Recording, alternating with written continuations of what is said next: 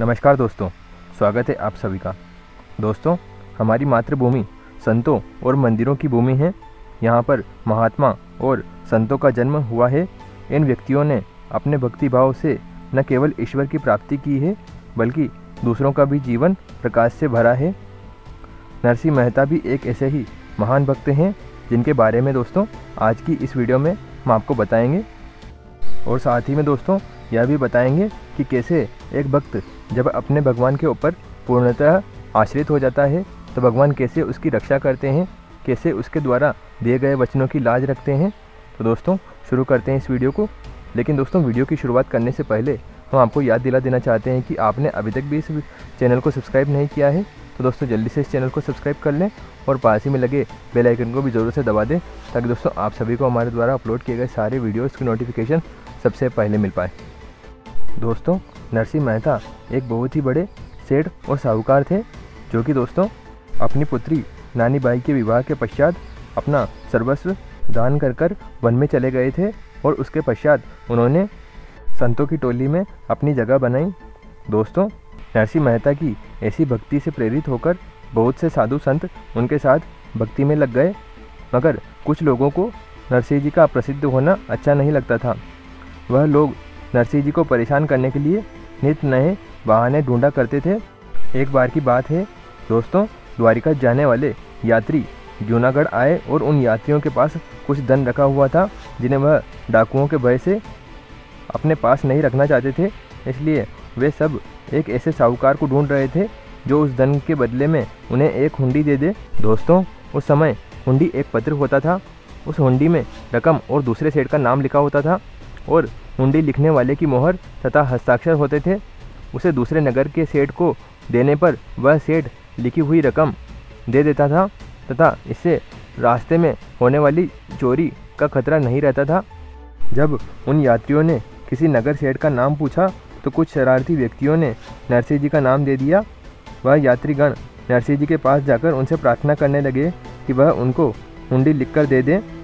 नरसिंह जी ने उनसे कहा कि वह तो एक सन्यासी है, उनके पास कुछ भी नहीं है कि वह हुंडी लिख दे। परंतु वह यात्री समझ रहे थे कि नरसिंह जी यह सब केवल उन्हें टालने के लिए कह रहे थे। यात्रियों के बहुत आग्रह करने पर नरसिंह जी हुंडी लिखने के लिए राजी हो गए। नरसिंह जी ने श्री कृष्ण पर भरोसा किया और सावल शाह गिरधारी के नाम की हुंडी लिखी। यात्रीगण श्रद्धापूर्वक हुंडी लेकर द्वारिका चले गए। वहाँ नरसिंह जी कृष्ण भजन गाते हुए श्री कृष्ण की लाज रखने की प्रार्थना करने लगे। दोस्तों, जब यात्री द्वारिका पहुँचे तो स्वयं द्वारिकाधीश ने सावल शाह सेठ बनकर हुंडी के बदले उन्हें धन दे दिया।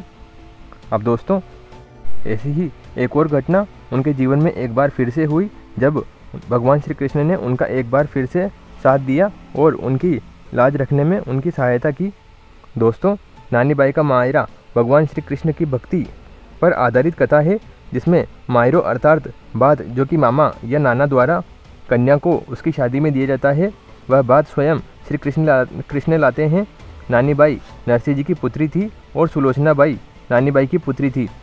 सुलोचना बाई का विवाह जब तय हुआ था तब नानी बाई के ससुराल वालों ने यह सोचा कि नरसिंह एक गरीब व्यक्ति है, वह तो शादी के लिए बात नहीं भर पाएगा।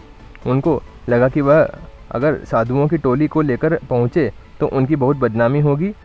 इसीलिए नानी बाई के ससुराल वालों ने नरसिंह मेहता जी को निमंत्रण पत्र तो दिया, लेकिन साथ ही में उनको मायरे की एक बहुत बड़ी सूची भी लिखकर दी, जिसमें कि हर एक वस्तु अपनी आवश्यकता से अधिक लिखी गई थी।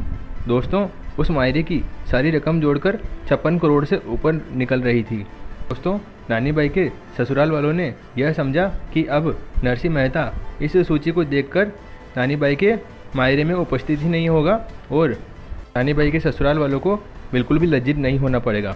लेकिन दोस्तों, नरसिंह मेहता जी ने वह सूची जाकर भगवान गिरधारी के चरणों में रख दी और भगवान गिरधारी से कहा कि अब आप ही अपनी बेटी की लाज बचाएंगे और नानी बाई के भाई बनकर उनके द्वारा लिखी गई सूची की रकम अदा करेंगे। दोस्तों, यही सोचकर नरसिंह मेहता जी अपनी बेटी के ससुराल जाते हैं। लेकिन दोस्तों, अपनी बेटी के ससुराल जाने के बाद में उनको बहुत तरीके से लज्जित किया जाता है। उनको रहने के लिए एक बहुत बड़े खंडहर में छोड़ दिया जाता है और साथ ही में उनको खाने पीने के लिए भी उत्तम वस्तुएं नहीं दी जाती। लेकिन फिर भी नरसिंह मेहता जी शादी के दिन तक वहाँ पर रुकते हैं और भगवान गिरधारी से याचना करते हैं कि वे उनकी राज रखें। दोस्तों, होता भी ऐसा ही है, क्योंकि जितनी जितनी रकम नानी बाई के ससुराल वालों ने उस सूची में लिखी थी, उससे 10-10 गुना ज़्यादा वस्तुएं नानी बाई के ससुराल वालों को भगवान श्री कृष्ण आसमान से वृष्टि कराकर देते हैं और साथ ही में नानी बाई के ससुराल वालों को लज्जित करने के लिए कई सारे जूते भी उपहार में देते हैं। अब दोस्तों, आप सभी को नानी बाई के मायरे की, भगवान श्री कृष्ण की भक्ति की और साथ ही में नरसिंह मेहता की अनन्य भक्ति और उनके भगवान श्री कृष्ण के प्रति अनन्य विश्वास की यह कहानी कैसी लगी, आप सभी हमें कमेंट बॉक्स में कमेंट करके बताएं।